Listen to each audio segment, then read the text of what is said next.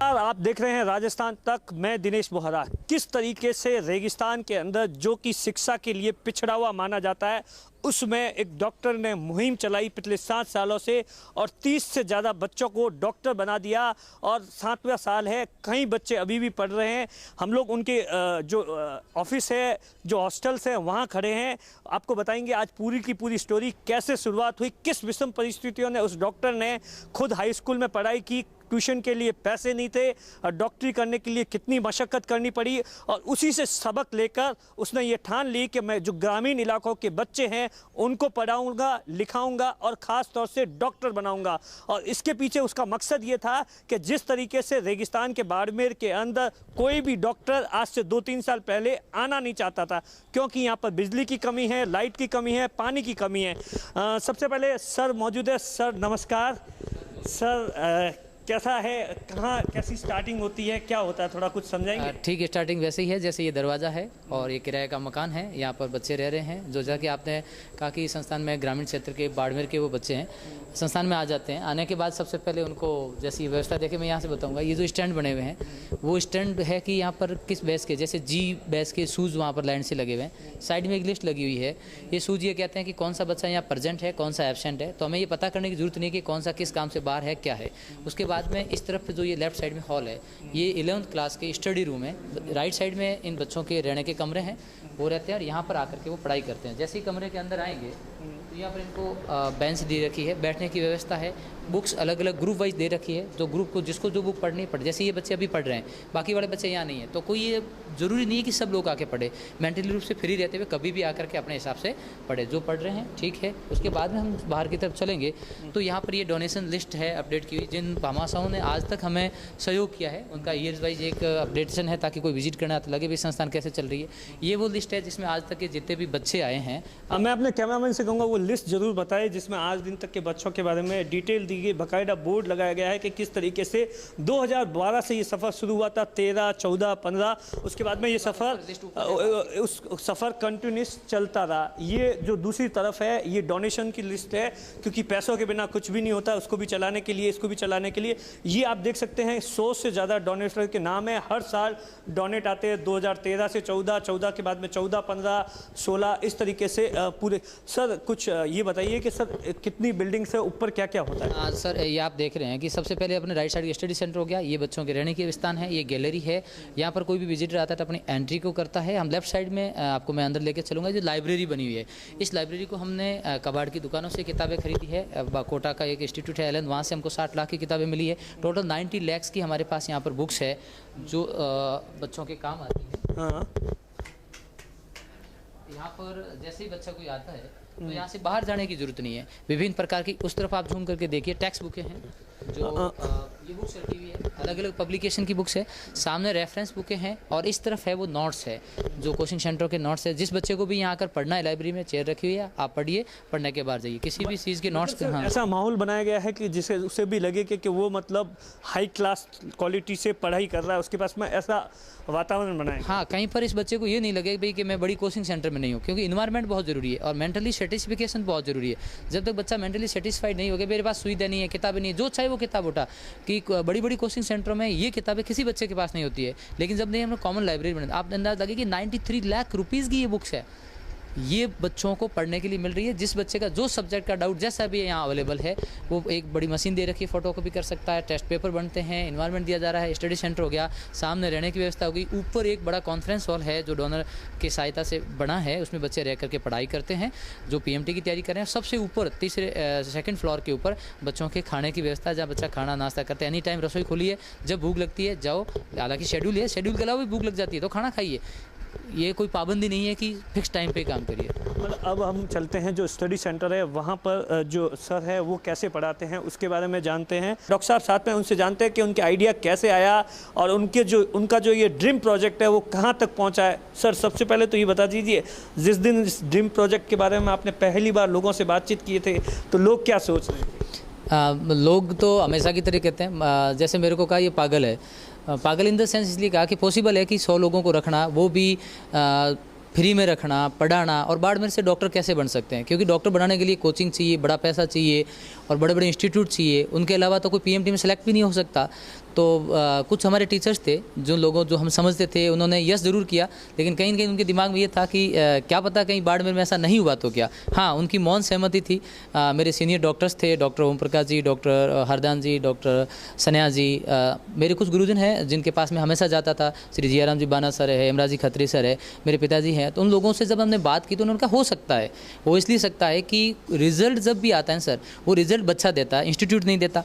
दूसरी बात है माहौल देता है, तो माहौल आप कहीं पर भी बना के दे दो तो उस माहौल के अंदर जो बच्चा रहेगा रिजल्ट वो बच्चा देता है।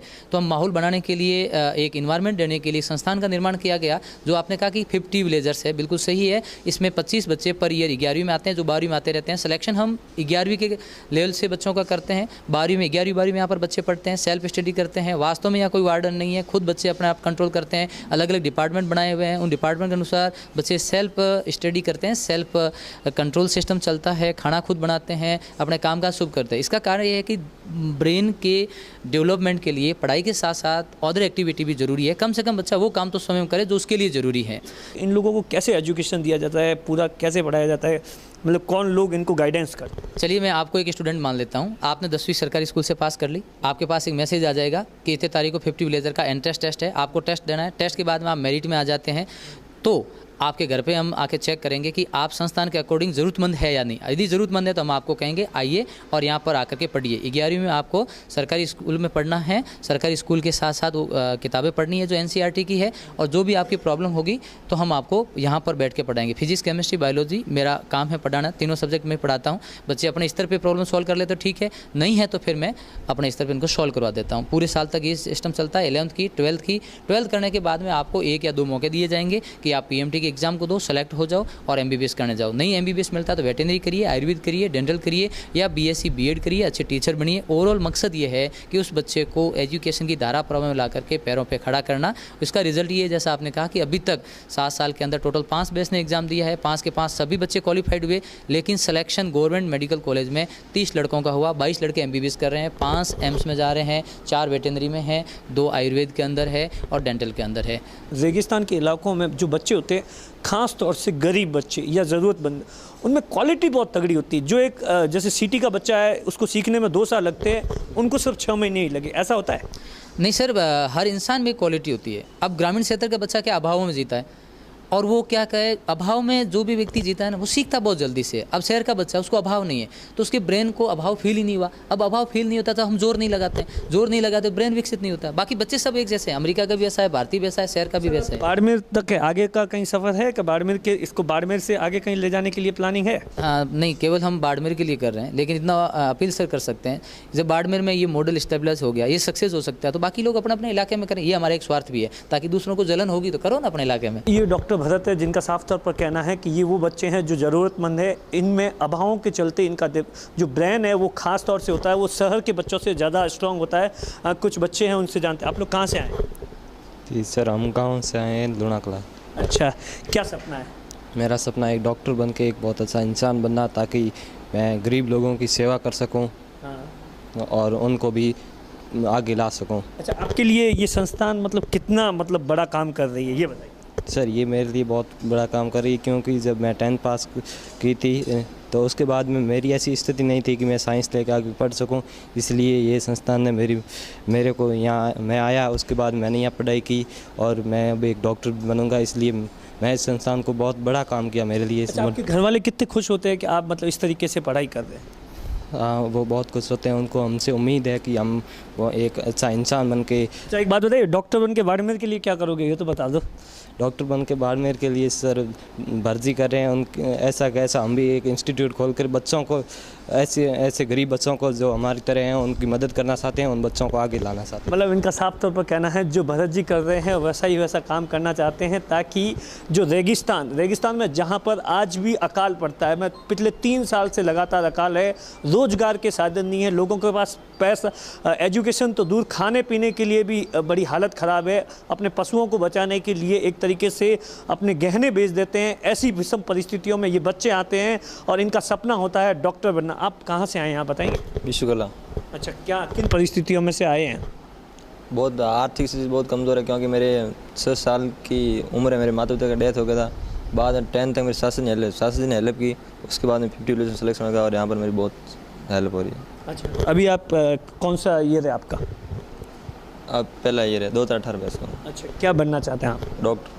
अच्छा, डॉक्टर बनना चाहते हैं। डॉक्टर बन के क्या करना चाहते हैं? डॉक्टर बन के मेरा पहला लक्ष्य ये है कि बाड़मेर में जब भी मेरे एक दो बार जब मैं गया तो मतलब पहले भी डॉक्टर के अंदर जब घुसते तब 200 रुपये फीस ले लेते वो, मतलब चाहे गरीब हो या अमीर हो। पहले तो मैं डॉक्टर बन के ऐसी टीम बनाऊंगा कि उनकी दुकानें बंद कर दूंगा और बाड़मेर में किसी की ना तो फीस लूँगा, उनके टोकन में पैसे दूँगा और हॉस्पिटल में गरीब लोगों को एक अच्छी कम रुपयों में उनका इलाज करूँगा। मतलब आप देखिए कि सबकी एक कहानी है, सब सिस्टम से परेशान है। किसी ने देखा कि जब वो हॉस्पिटल गया अपने माता पिता को लेकर तो उनसे फ़ीस ले ली गई, फ़ीस ली गई तो उसके बाद इलाज नहीं हुआ, इलाज हुआ तो उस तरीके का इलाज नहीं हुआ। हर मतलब विषम परिस्थितियाँ। अच्छा, आप कहाँ से आते हैं? मैं जैसे से हूँ सर। अच्छा, किन परिस्थितियों से आते हैं? आपके घर में कौन है, क्या करते हैं?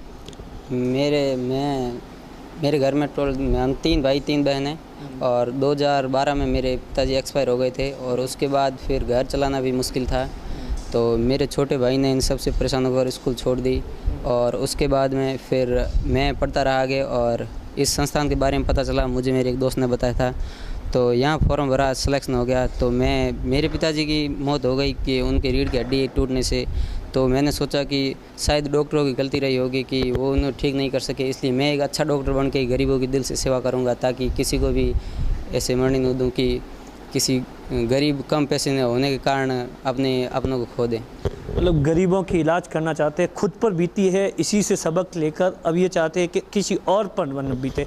आप कहाँ से आते हैं? मैं सर कगाँव से हूँ। अच्छा, आपके पिताजी क्या करते हैं? पिताजी सर कमटा कारीगर है। अच्छा, मजदूर है। अच्छा, मतलब आपका क्या सपना था? आप पढ़े लिखे हैं, मतलब कितने 10th क्लास में आपके कितने मार्क्स थे? 10th क्लास में 68 नंबर से मैंने कगाँव से सरकारी स्कूल से गई थी।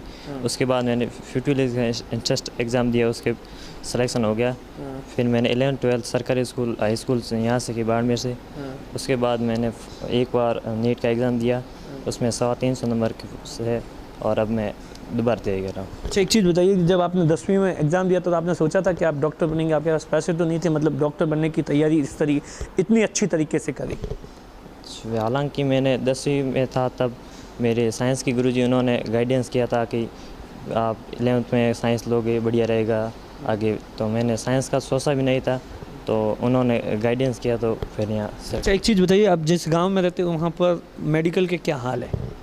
गांव में कोई मेडिकल नहीं है, एक जो नर्स लगी हुई है उनके पास भी ऐसा खास ट्रीटमेंट नहीं है। तो आप जाते हैं, कोई बीमार पड़ जाता है, कोई इलाज वगैरह हो पाता है? जब कोई बीमार पड़ता है तो लगभग 35 किलोमीटर दूर बाड़मेर यहाँ आना पड़ता है और यहाँ भी इलाज टाइम पे नहीं होता, जोधपुर। मतलब सबका कहना है, कोई कह रहा है कि गांव में इलाज नहीं होता इसलिए डॉक्टर बन रहा हूँ, कोई कह रहा है कि भाई के साथ कुछ हो गया, कोई कुछ और कह रहे हैं। सबकी अपनी अपनी परिस्थितियाँ हैं और सभी सिस्टम से परेशान हैं, लेकिन इनको ऐसा प्लेटफॉर्म मिला है जिसमें इन लोगों की, इनके परिवार को पैसों की ज़रूरत नहीं है। ख़ास तौर से ये सब बच्चे मिलकर खुद पढ़ाई करते हैं, लेकिन जो यहाँ के टीचर्स हैं वो इनको गाइडेंस करते हैं कि इनको किस तरीके से एग्ज़ाम देना है, किस तरीके से पढ़ना है। अब हम चलते हैं, यहाँ पर ये रहते हैं, किस तरीके से खाना पीना होता है वो भी देखना बहुत ज़रूरी है। बच्चे अपना खाना खुद बनाते हैं, यहाँ तक कि बच्चे सब्जी भी खुद लाते हैं, सब कुछ खुद करते हैं। बाकायदा इनमें एक तरीके से टीम होती है, जो एक वीक के लिए 7 बच्चे होते हैं, उसके बाद में दूसरे 7 बच्चे खाना बनाते हैं। इस तरीके से पूरा मैनेज किया जाता है। इन बच्चों से भी जानते हैं, आप लोग आज क्या बनाने जा रहे हो? सब्जी में खाना वाना क्या बनना है आज? अभी तो बन रही है, ये खिचड़ी बन रही है और दलिया बन रहा है।